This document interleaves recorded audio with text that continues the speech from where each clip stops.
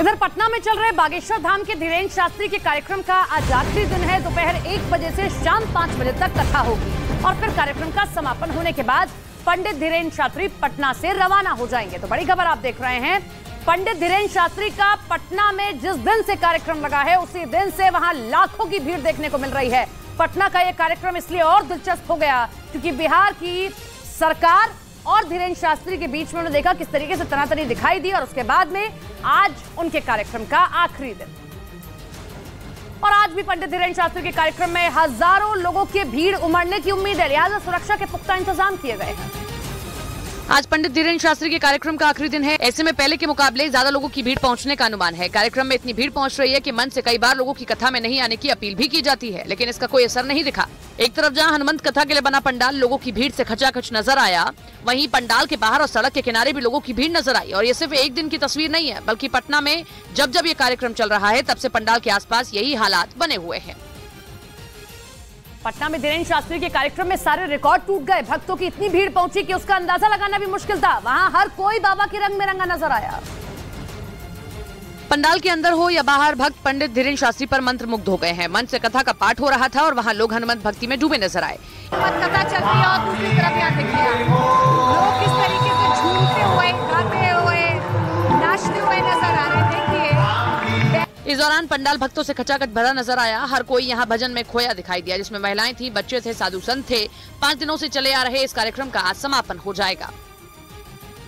इधर पंडाल के अंदर जहां भक्त भजन में झूमते नाचते दिखाई दिए, तो पंडाल के बाहर मौजूद लोग हिंदू राष्ट्र की आवाज को बुलंद करते नजर आए हैं और कुछ लोग जय श्री राम के नारे भी लगाते दिखे। उनके हाथों में 2024 का पोस्टर भी था। एक तरफ पंडित धीरेन्द्र शास्त्री मंच से हिंदू राष्ट्र की बात कह रहे थे, तो उनके भक्त भी इसी रंग में रंगे नजर आए।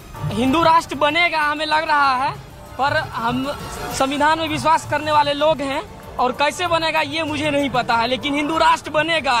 वहां मौजूद सभी लोग हिंदू राष्ट्र की अवधारणा को लेकर उत्साहित दिखे और पंडित धीरेन्द्र शास्त्री के सुर में लाते नजर आए।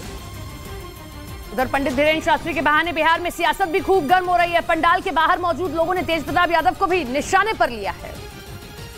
लोगों ने कहा कि वो बाबा की भक्ति में पागल हो गए हैं और विरोध करने वाले 2024 से पहले दूध से मक्खी की तरह निकाल दिए जाएंगे।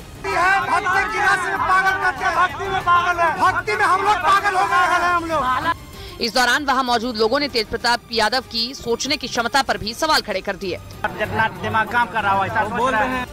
कुल मिलाकर पूरा बिहार और पटना शहर पंडित धीरेन्द्र शास्त्री के रंग में रंगा हुआ है और जो लोग उन पर सवाल उठा रहे हैं वो लोगों के निशाने पर है, चाहे वो विरोधी दल के नेता ही क्यों ना हो। धीरेन्द्र शास्त्री के बहाने बिहार में तो सियासत खूब गर्म हो ही रही है, वहीं झारखंड में भी उसका असर दिखने लगा है, जहां कांग्रेस पार्टी के विधायक ने उन पर सवाल खड़े कर दिए। झारखंड के जामताड़ा से विधायक इरफान अंसारी ने धीरेन्द्र शास्त्री को एक पार्टी का एजेंट बता दिया और उन्हें मंच से अल्लाह अकबर का नारा लगाने की नसीहत दे डाली। इस बाबा को कहूंगा कि अपने मंच पे आप अल्लाह अकबर का नारा लगाइए, ठीक है। जैसे इरफान अंसारी हर जगह बजरंग बली की याद नारा लगाता है। इरफान अंसारी यही नहीं रुके, उन्होंने कहा कि पंडित धीरेन्द्र शास्त्री बिहार में तो ये सब कर सकते हैं, लेकिन झारखंड में ऐसा नहीं चलेगा। यहाँ दलित और आदिवासी ये सब बर्दाश्त नहीं करेंगे और उन्हें करारा जवाब देंगे। बागेश्वर धाम वाले पंडित धीरेन्द्र शास्त्री के पटना में दरबार पर सियासी अखाड़ा सज गया। इस मुद्दे पर बीजेपी और महागठबंधन आमने सामने आ गए।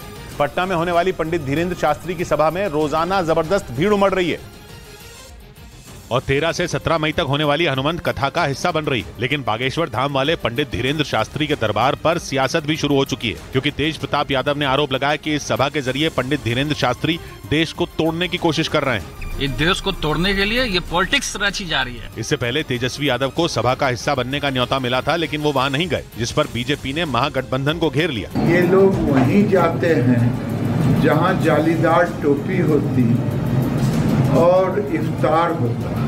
बागेश्वर धाम वाले बाबा के बिहार में चल रहे दरबार में लोगों की अर्जी भी ली गई और उनकी पर्ची भी कटी। यही नहीं, पंडित धीरेन्द्र शास्त्री ने वहां से हिंदू राष्ट्र के संकल्प को दोहराया, जिसके बाद कई पार्टियों ने दरबार से दूरी बना ली। इधर धीरेन्द्र शास्त्री के कार्यक्रम में नहीं जाने पर बिहार के मुख्यमंत्री नीतीश कुमार पर सवाल उठ रहे हैं, तो उन्होंने भी विरोधियों को जवाब दे डाला। नीतीश कुमार ने कहा कि सभी को अपने ढंग से पूजा करने का अधिकार है, धर्म मानने का अधिकार है और ऐसे बयान सिर्फ पॉलिटिकल माइलेज के लिए दिए जाते हैं। के खिलाफ फंड कोई बोलता है तो उसको फायदा होता है, कम से कम उसको पटिया में कुछ इज्जत मिलेगा। आयोजन समिति की तरफ से नीतीश कुमार और तेजस्वी यादव को धीरेन्द्र शास्त्री के कार्यक्रम में जाने का न्योता मिला था, लेकिन दोनों नहीं गए, जिसके बाद वो विरोधियों के निशाने पर हैं और अब खास तौर से नीतीश कुमार पर सवाल खड़े किए जा रहे हैं।